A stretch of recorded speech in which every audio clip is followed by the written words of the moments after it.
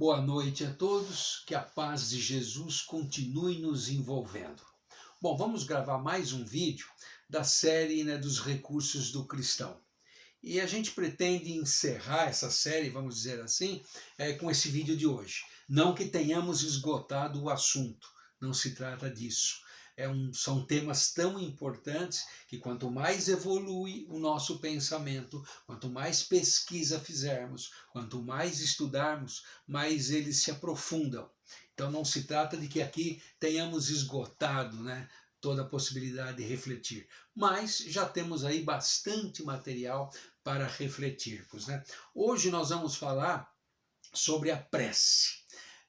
Ferramenta esta que é implantada oficialmente, vamos dizer assim, na 8ª aula da Escola de Aprendiz do Evangelho, quando então o dirigente, utilizando o seu espaço, fala da importância da prece e estabelece, inclusive, no mínimo, ao levantarmos e ao dormirmos. Então é muito importante. Alguns dirigentes, em função da necessidade, da importância desse recurso, têm implantado já a partir da primeira aula. Não vemos nenhum problema nisso, não se trata de nenhuma queima de etapa, porque as ferramentas elas estão muito bem adequadas na aula em que elas são implantadas. Mas o recurso da prece pode sim, sem prejuízo nenhum para o processo, ser implantado a partir da primeira aula.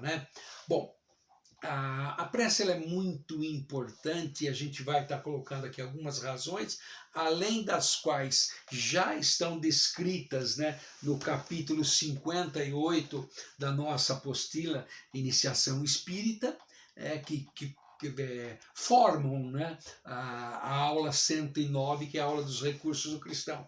E também podemos aprofundar aí a pesquisa sobre a prece no capítulo 27 do Evangelho segundo o Espiritismo, Pedi e obtereis. E no próximo capítulo uma sequência de uma coletânea de preces. Não que nós devamos decorá-las, mas não. A forma como elas são colocadas dá muito material para que a gente monte a nossa maneira de orar, o nosso modo de orar. Bom, como nós citamos nos vídeos anteriores, o que nos motivou a fazer essa gravação foi justamente a ausência dos comentários dos recursos do cristão. Muitas das atividades estão funcionando aí, apesar de ser virtual, muito bem. As aulas da Escola de Aprendiz, a preleção evangélica na assistência, mas aquelas correntes, aquelas dicas do que precisamos fazer, elas continuam. E os recursos do cristão, a gente tem visto uma ou outra pessoa citar. Por isso que a gente quer enfatizar a importância desses recursos. E nós até acreditamos num primeiro momento, tanto é que estamos deixando isso para o último, que não seria necessário gravar um vídeo para falar da prece. Mas uma coisa, semana passada, inclusive, quer dizer, bem recente, fez com que repensássemos essa opinião. Foi um pôster enviado pela coordenação da FDJ, que tem até um título, hashtag FDJ, oremos para levantar e oremos para dormir. E alguns companheiros, que a gente está aí nos grupos, trocando ideia, comentaram a importância desse toque. Por quê? Olha a colocação, a argumentação. Nós estamos num período de crise, então a nossa rotina foi quebrada. E como quebrou a nossa rotina, um deles até colocou, eu não estou orando para dormir, para levantar, estou aí fazendo as minhas preces, faço o evangelho, mas quebrou a minha rotina. Então esse pôster veio lembrar essa importância. Ótimo, a iniciativa da FDJ foi valorizada, isso é muito bom, mas temos dois perigos aí. Primeiro, chamar esse processo de rotina. Ele precisa ser cotidiano, ele precisa estar na nossa vida, mas a rotina, ela massacra tudo. Então nós precisamos de método, nós precisamos de sistema. mas dar a devida importância para eles do porquê que eles acontecem e não simplesmente cair na rotina. Porque é um perigo. Quando a gente entra no piloto automático, a gente pode até estar fazendo as coisas, mas por fazer, ou porque virou uma obrigação, ou porque virou um dever, mas nunca porque aquilo tem uma função e há uma satisfação em realizar isso. Então, por isso que... E o outro perigo, né? Então, um perigo seria o cair na rotina, no piloto automático. E o outro perigo é justamente esse, né? Gente, alterou a nossa rotina, a gente deixa de fazer. Até uma vez um companheiro lembrou algo muito interessante. Ele disse numa finalização de trabalhos, né? Vocês repararam que quando alguém está com algum problema, ele se afasta da casa espírita? Pode perguntar, cadê fulano, cadê ciclano? Sempre alguém fala, ele deu uma afastada porque está com um problema. Então é justamente aí que nós queremos falar. Quando nós estamos com um problema, a casa, o grupo, a equipe pode nos amparar. Quando nós quebramos a rotina, justamente pelos dias que estamos vivendo hoje, de confinamento, de isolamento social, aí é que nós precisamos nos consagrar com mais recolhimento, com mais atenção e com mais amor aos recursos que vão nos fazer bem.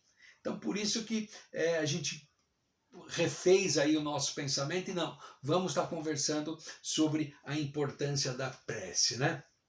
Bom, vamos lá comentar alguma coisa, embora tenhamos muito material já para estudar sobre a prece, como já falamos aqui, né?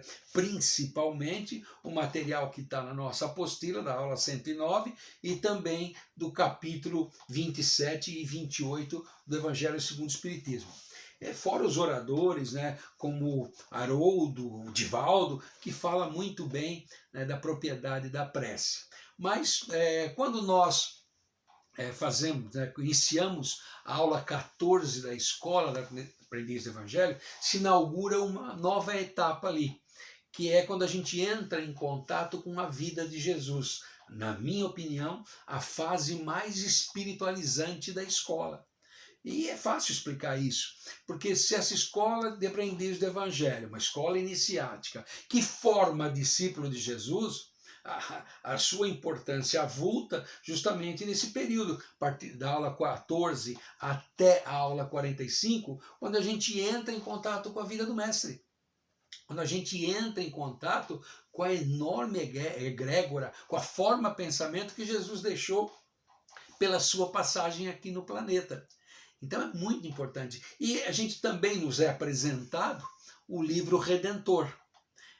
E ali o Redentor tem logo no começo a indicação específica de algumas obras, da onde aquelas informações são tiradas, e embaixo diz, né, várias obras mediúnicas.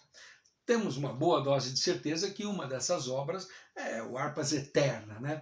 E relendo o Harpas Eterna já algumas vezes, é sempre importante voltar a consultar essa obra. A gente tem ali no volume 2, a partir da página 199, ou, aliás, no final da página 199, nós temos uma citação bastante importante que reforça esse aspecto da prece dita em determinadas condições. Eu vou ler, gente, que é para a gente não perder a propriedade do que está ali escrito, né? Bastou que Jesus instalasse um local de oração na casa de seus pais em Nazaré, para que se fizesse o mesmo nas casas das famílias essênias, não só na região, como nos países circunvizinhos.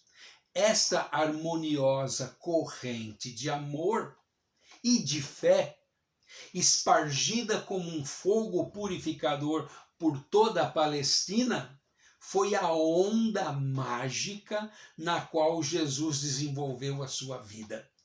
Então veja, gente, o mestre não prescindiu desse maravilhoso recurso. Então ele estabeleceu, né, na simplicidade da sua casa de Nazaré, ele estabeleceu o quê? Um local e horários, né, onde ele orava, onde ele meditava. E os essênios que já tinham os seus hábitos, né, de meditação em determinados horários, já tinham algumas práticas, né, ao saber que Jesus inaugurou esse processo, também fizeram igual.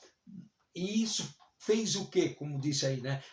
Em toda a Palestina e em países circunvizinhos. Estabeleceu uma rede que tornou suportável, né, o desenvolvimento do mestre, principalmente até o início da sua obra messiânica. Então, são citações como esta que a gente, de uma forma emocionada, né, com sentimento à flor da pele, consegue resgatar e perceber a importância do que estamos fazendo, né?